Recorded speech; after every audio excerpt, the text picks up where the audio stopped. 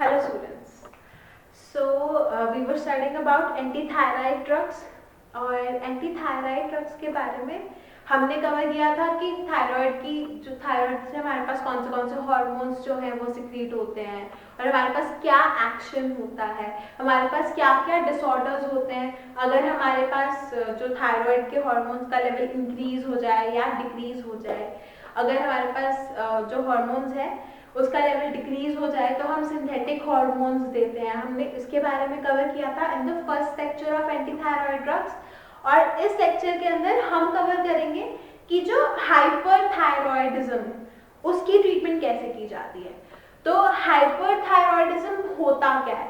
Hyper अगर किसी भी वर्ड क्या लगता है तो इट मींस इंक्रीज हो जाना और थायरॉयडिज्म यानी कि हमारे पास जो थायराइड ग्लैंड की एक्टिविटी है वो इंक्रीज हो जाती है और थायराइड ग्लैंड की अगर एक्टिविटी हमारे पास इंक्रीज हो जाएगी तो क्या हो जाएगा कि हमारे पास जो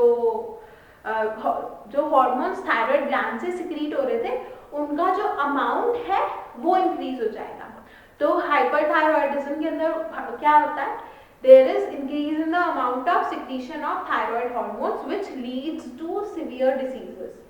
अब हमारे पास अगर हमारे पास थायराइड हार्मोन्स की एक्टिविटी जो है वो इंक्रीज हुई है, थायराइड हार्मोन्स का अमाउंट इंक्रीज हुआ है तो हम क्या यूज करते हैं? To treat that condition we use anti thyroid drugs. अब एंटी थायराइड ड्रग्स के अंदर हमारे पास कौन से एजेंट्स आते हैं और हम कैसे क्लासीफाई करते हैं डिपेंडिंग अपॉन कि हमारे पास कैसे हार्मोन के सिंथेसिस को या फिर हार्मोन के अमाउंट को डिक्रीज करेगी कोई drug. Depending upon that we have classified anti thyroid drugs. तो हमारे पास सबसे पहले आता है इनहिबिटिंग हार्मोन सिंथेसिस। तो कुछ ड्रग्स जो है they act by inhibiting the hormone synthesis, यानी कि हार्मोन्स का जो सिंथेसिस है, जो थायराइड ग्लैंड के हार्मोन्स है उसका जो सिंथेसिस है वो ही हमारे पास क्या कर दिया? डिक्रीज कर दिया या इनहिबिट कर दिया। तो उसके अंदर हमारे पास कार्बिमाजोल, मिथाइलथायोयूरोसिल, प्रोपाइलथायोयूरोसिल और मेथिमाजोल ड्रग्स आती हैं। अब नेक्स्ट आता है हमारे पास drugs which inhibit hormone release.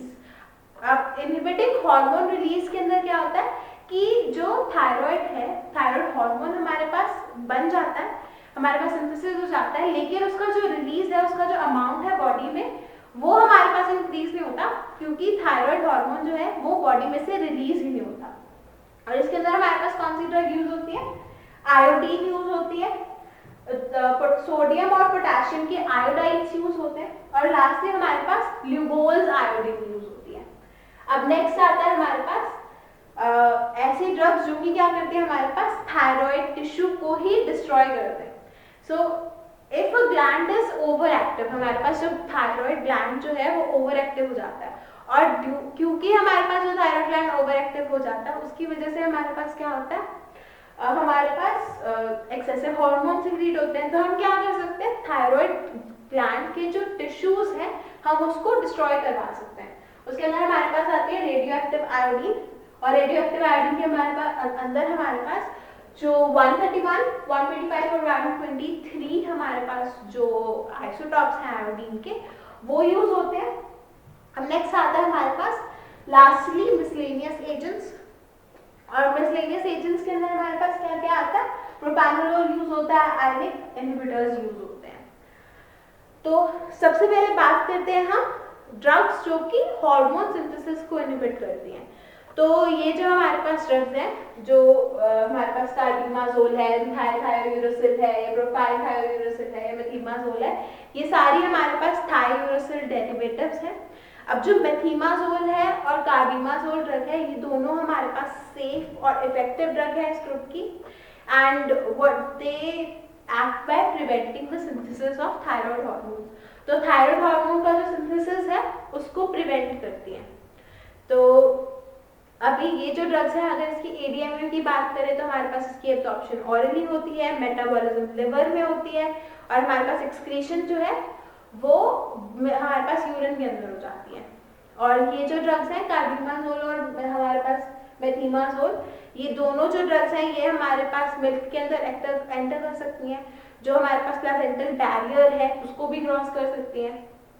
और जो हमारे पास प्रोपाइलथायोयूरोसिल थायोयूरेसिल है उसकी जो एंट्री है हमारे पास प्लेसेंटा के अंदर that is not that much. और हमारे पास अगर हम जो ये ड्रग है ये इतनी ज़्यादा पावरफुल है कि अगर हम कार्बिमाजोल और मेथिमाजोल ड्रग को यूज़ करें तो हमारे पास हाइपोथायरॉयडिज्म हो सकता है, यानी कि थायराइड ग्लैंड की जो एक्टिविटी है वो बहुत ज़्यादा डिक्रीज हो सकती है। ये इस तरह से हमारे पास जो एक्शन है हमारे पास जो थायराइड ग्लैंड के ऊपर जो सिंथेसिस है उसको इनहिबिट कर देती है। उसके अलावा हमारे पास स्किन रैश, मायल्जिया, आर्थ्राल्जिया, जॉन्डिस और ड्रग फीवर जैसे हमारे पास साइड इफेक्ट्स देखने को मिलते हैं in the case of the drugs which inhibit the hormone synthesis, जो हमारे पास थायोयूरेसिल डेरिवेटिव्स हैं। अब इसके अंदर हमारे पास कॉमनली यूज्ड जो ड्रग्स हैं that are propylthiouracil commonly use होता है हमारे पास, मेथिमाजोल और कार्बिमाजोल कॉमनली यूज होता है। जो प्रोपाइल थायोयूरेसिल है उसकी हमारे पास 75 to 100 मिलीग्राम ऑफ डोज दी जाती है 3 टाइम्स अ डे। एंड मेथिमाजोल और कार्बिमाजोल जो है इसकी अराउंड 5 to 10 mg हमारे पास डोज दी जाती है 3 times in a day. And later हमारे पास जैसे हमारे पास इंप्रूवमेंट दिखने लग जाए तो हमारे पास क्या किया जाता है, वी टेपर द डोज और डिक्रीज द डोज। नेक्स्ट आता है हमारे पास ड्रग्स जो कि इनहिबिट करती है थायराइड हार्मोन का रिलीज। अब इसके अंदर हमारे पास आयोडीन और iodides of sodium and potassium आता है और लुगोज आयोडीन आता है। तो हमारे पास आयोडीन जो है, अब जब हमने सिंथेसिस पढ़ी थी तो सिंथेसिस के अंदर हमने प्रॉपर पढ़ा था कि हमारे पास जो आयोडीन है वो पहले ट्रैप होता है, ट्रैप होने के बाद हमारे पास उसके अंदर उसके आयोडाइड्स बनते हैं, फिर हमारे पास क्या हो जाता है, there is formation of TSH जो हमारे पास T3 हार्मोन है, T4 है, हमारे पास सिंथेसिस होती है।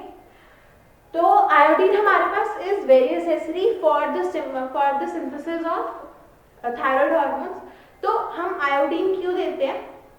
अब आयोडीन जो है जब हमारे पास अगर हमारे पास डेफिशिएंसी हो जाए आयोडीन की तो क्या हो जाता है, हमारे पास पिट्यूटरी जो है वो थायराइड स्टिमुलेटिंग हार्मोन्स जो है उसका रिलीज करने लग जाती है। और जब हमारे पास थायराइड स्टिमुलेटिंग हार्मोन हमारी बॉडी के अंदर आता है तो थायराइड स्टिमुलेट होता है और हमारे पास वो क्या करता है, वैस्कुलरिटी इंक्रीज कर देता है थायराइड्स की। और लेकिन अब जो हमारे पास आयोडीन है it acts as a fast, अगर हमारे पास एक्सेसिव अमाउंट हो जाए आयोडीन का बॉडी के अंदर तो क्या हो जाता है, हमारे पास जो it acts as a fast acting thyroid inhibitor, हमारे पास हार्मोन रिलीज को इनहिबिट कर देती है। और हमारे पास क्या हो जाता है, जो थायराइड ग्लैंड है वो श्रिंक कर जाता है, फर्म हो जाता है और इसकी वैस्कुलरिटी जो है वो हमारे पास डिक्रीज हो जाती है। जो हाइपरथायरॉयडिज्म के हमारे पास सिम्टम्स आ रहे थे वो हमारे पास डिक्रीज हो जाते हैं और विद इन 2 to 3 डेज हमारे पास क्या हो जाता है, इफेक्ट हमारे पास विजिबल हो जाता है। और पीक इफेक्ट्स जो है वो हमारे पास 10 to 15 डेज के अंदर दिख जाते हैं। लेकिन क्या होता है कि हमारे पास थायराइड एस्केप हो जाता है और थायराइड एस्केप के अंदर हमारे पास वापस से थायरोटॉक्सिकोसिस हो सकता है। और हमारे पास जनरली इसीलिए हम आयोडीन सिर्फ तभी यूज करते हैं एज अ प्रोफाइलेक्टिकली यूज करते हैं, यानी कि इनिशियली यूज करते हैं प्रिवेंशन के लिए, या फिर हम बिफोर सर्जरी यूज करते हैं कि एक बारी हम क्या करें, थायराइड ग्लैंड की जो एक्टिविटी है उसको रिलीज हमारे पास डिक्रीज करवा दें, हार्मोन का रिलीज डिक्रीज करवा दें। तो बिफोर सर्जरी हमारे पास इनिशियली यूज की जाती है, for a short time period हमारे पास आयोडीन का यूज किया जाता है। अब हमारे पास जो आयोडीन है उसके अंदर हमारे पास लुगोज आयोडीन यूज की जाती है। अब लुगोज आयोडीन जो है वो हमारे पास 5% आयोडीन का सोल्यूशन होता है 10% पोटेशियम आयोडाइड के अंदर और इसका 0.2 to 0.5 ml जो है वो प्रिस्क्राइब किया जाता है। अब नेक्स्ट आता है हमारे पास सोडियम और potassium iodide 100 to 300 mg per day हमारे पास हाइपरथायरॉयडिज्म के लिए दिया जाता है as a prophylactic. Iodized salt जो आता है हमारे पास in order to prevent the hyperthyroidism हमारे पास जो है वो आयोडाइड जो है सोडियम और पोटेशियम के दिए जाते हैं। अब नेक्स्ट आता है हमारे पास radio active iodine. Radio active iodine जो है वो क्या करता है, हमारे पास थायराइड टिश्यू जो है उसको डिस्ट्रॉय कर देता है। अब जैसे हमने पढ़ा था कि सिंथेसिस के लिए आयोडीन इज नेसेसरी एंड जब अगर हम बॉडी के अंदर हम रेडियो एक्टिव आयोडीन भेजते हैं, तो क्या हो जाता है कि बेसिकली आयोडाइड जो है वो हमारे पास थायराइड ग्लैंड के अंदर ट्रैप हो जाता है। तो जब हमारे पास अब थायराइड ग्लैंड के अंदर इंट्रैपमेंट हो गई आयोडाइड की, तो आयोडाइड अब ये हमारे पास नॉर्मल आयोडाइड नहीं है, कौन सा आयोडाइड है? रेडियो एक्टिव आयोडाइड है। तो जो ये रेडियो एक्टिव आयोडाइड है ये क्या करेगा, after some time it will start emitting beta ray, हमारे पास बीटा रेज की एमिशन स्टार्ट हो जाएगी। और अब ये जो बीटा रेज होती है ये हमारे पास क्या करती है, दे डिस्ट्रॉय द थायराइड टिश्यू, और हमारे पास डिस्ट्रक्शन होने स्टार्ट हो जाती है। जो एनलार्ज हमारे पास ग्लैंड था हाइपरथायरॉयडिज्म की वजह से, उसका जो हमारे पास पोर्शन है वो इनएक्टिव होना स्टार्ट हो जाता है, which helps in removing the excessive the production of thyroid hormones and it helps in the treatment of hyperthyroidism। हमारे पास hyperthyroidism का ट्रीटमेंट हो जाता है, क्योंकि जो बीटा रेज हमारे पास प्रोड्यूस हो रही है रेडियो एक्टिव आयोडीन से, वो हमारे पास थायराइड ग्लैंड को इनएक्टिव बना देती है या फिर हमारे पास डिस्ट्रॉय कर देती है। और जो रेडियो एक्टिव आयोडीन का प्रोसेस है, it is one of the safest process, और हमारे पास सर्जिकल रिस्क नहीं रहता इसके अंदर। और जो क्योर है वो हमारे पास जो क्योर है वो परमानेंट हो जाता है। एंड अपार्ट फ्रॉम दैट हमारे पास जो रेडियो एक्टिव आयोडीन है वो सोडियम आयोडाइड की फॉर्म में हमारे पास ड्रग्स आती हैं। 3 to 6 क्यूरीज के हमारे पास अमाउंट में जो रेडियो एक्टिव आयोडीन है या सोडियम आयोडाइड है वो दिया जाता है in order to treat hyperthyroidism. अब उसके अलावा हमारे पास कुछ मिसलेनियस एजेंट्स यूज होते हैं in order to treat hyperthyroidism. Miscellaneous agents के अंदर हमारे पास प्रोपैनोलॉल और आयनिक इनहिबिटर्स आते हैं। अब प्रोपैनोलॉल और आयनिक इनहिबिटर्स जो है ये कैसे वर्क करते हैं?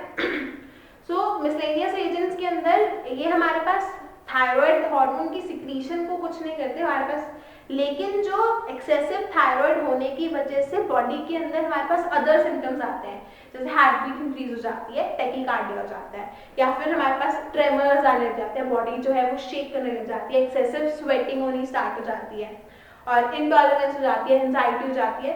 तो इन सारी हमारे पास जो ये सिम्टम्स हैं हाइपरथायरॉयडिज्म के, उसको ठीक करने के लिए हम प्रोपैनोलॉल यूज करते हैं या फिर आयनिक इनहिबिटर्स यूज करते हैं।